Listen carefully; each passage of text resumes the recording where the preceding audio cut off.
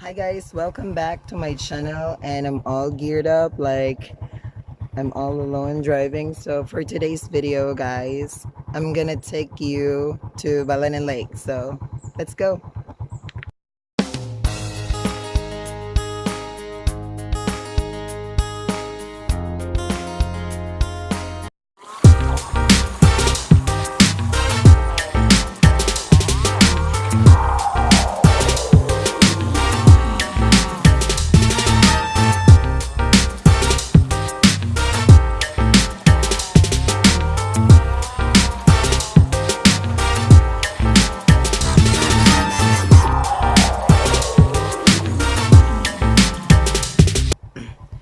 So as you can see guys, I quickly stopped because I had to take, oh my god, like it's, look at look at those look at those mountains there.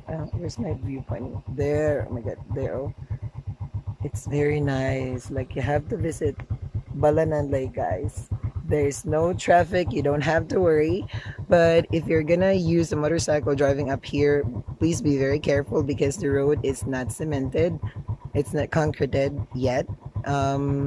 Most of it are, but none of. I mean, most of it, but not all of it. Yeah, right. But anyway, guys, so I have to quickly stop because I have to take a picture and then take some shots there. So if you can see, it's very scenic.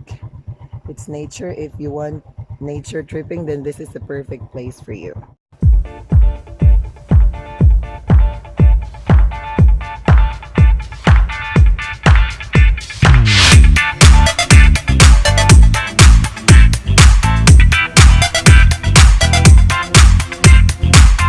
So dire ka mo check in and you have to pay if taga dire ka, you still have to pay 50 pesos kana sila free every Tuesday. So these are their facility rates, zip line,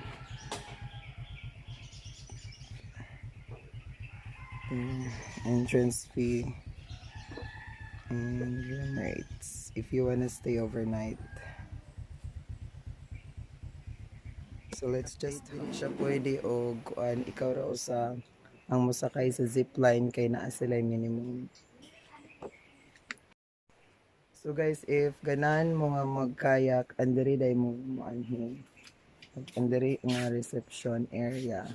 Dito sa front kay mo ang registration area which you have to pay like 50 pesos. So guys, if you're in the hunt for pure honey, this is the perfect place. Tagpila ni ganing honey? Pila 250.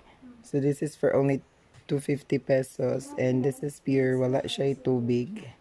Unlike those nga na sa market, like they usually mix it with water. And hi. So guys, maadto na ta kay magsakay tag kayak and tabangan ta ni ate. And this is their hall. Unsa gani ni dirite reception hall murag kanang this is the restaurant. So mag-abre ni dirite every day lang. Every day.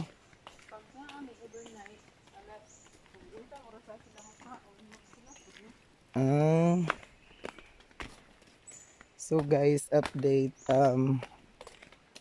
kanang we're going down kay mosakay kog kayak and at least gonna prepare the things to do, things to bring. So this is the Balanan Lake. Like di na kay siya kuan and dili naman pwede maligo diri no. So dili na pwedeng maligo diri guys because it's very dangerous na walay, as you can see, walay mga naligo. It's very fun.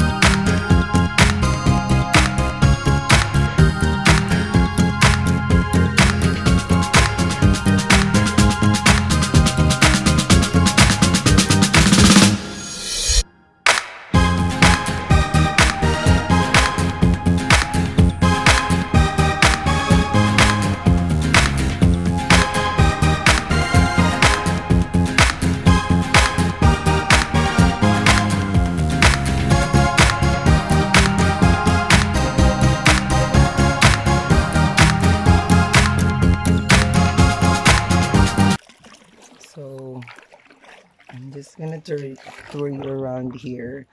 Like it's my first time to do kayaking and I don't know what's the basic. Kaingon ko ubanan ko ni ate but then she just let me use the boat and I was very shocked kay okay lang ano siya dito na. Basta more to guys. And then for the update, I wanted to show you around here. But I don't want to go there, like it's very dangerous. As you can see, nice kayo ang view dire. And for zip lines, so wala jud ko ano kat nako duha-duha siya.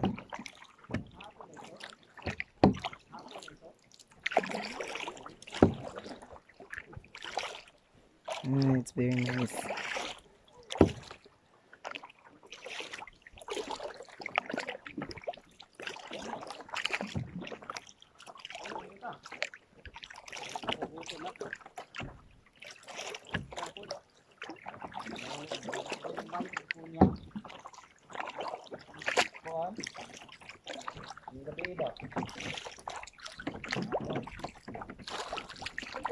Oh my god. Oh my god. I don't know how to paddle.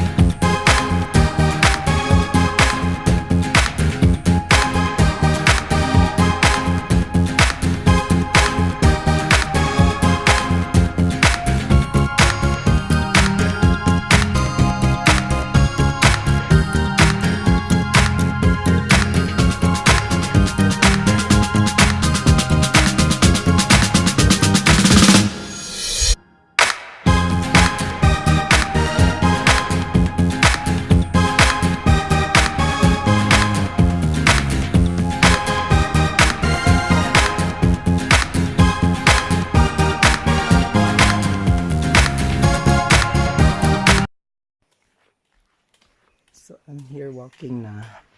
Like it's all you can hear here is just birds singing, chirping. And that's used to be their tree house, but I don't know. That's already like messed up. So that is the entire place of Balanan. And I don't think if ready na okay pa ba na siya. So this is more of like exercise for me. So let's just try to check. So I'm taking you to the 400 steps. So this is where, oh, this is the but where you can actually, this is like an overlooking, like there. And I think you can jump off the cliff there, but not anymore. Like, look at that view. Isn't that magical?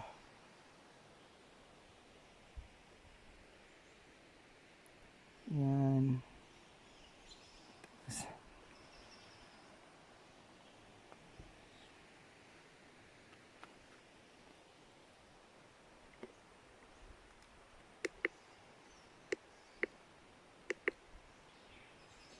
Hi guys, so thank you so much for watching this video.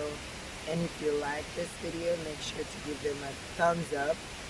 And if you haven't subscribed, just go ahead and smash that button below there.